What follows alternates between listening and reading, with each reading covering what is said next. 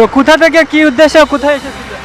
আমরা আসছি বিশ্ব জাকের মঞ্জিল দরবার শরীফে। এটা বাংলাদেশের সবাই জানে যে বিশ্ব জাকের মঞ্জিল একজন মহাওলির দরবার। আমরা আসছি পাবনা থেকে পাবনা, সিরাজগঞ্জ এবং নাটোর জেলার এই যে ট্রেন কাফেলা নিয়ে আমরা এখানে এসেছিলাম আর কি। আজকে ওরসের শেষ দিন, আমরা চলে যাচ্ছি।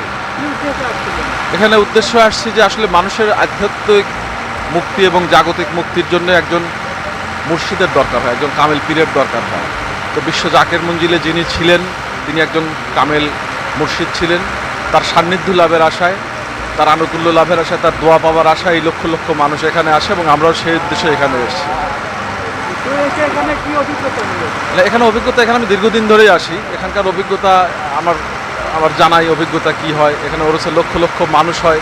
এই লক্ষ লক্ষ মানুষের ভিড়ের মধ্যেও এখানে যে ম্যানেজমেন্টটা হয় কোনো প্রকার প্রশাসন ছাড়া, এটা একটা অলৌকিক ব্যাপার। কেননা লক্ষ লক্ষ মানুষকে সামলানো এটা আসলে কোনো প্রশাসনের পক্ষে সম্ভব না, যেটা কোনো প্রকার প্রশাসন ছাড়া শুধুমাত্র হুজুর কেবলাজানের যে কিছু কর্মী বাহিনী আছে, কয়েক লক্ষ কর্মী বাহিনী আছে, এই কর্মী বাহিনী দ্বারা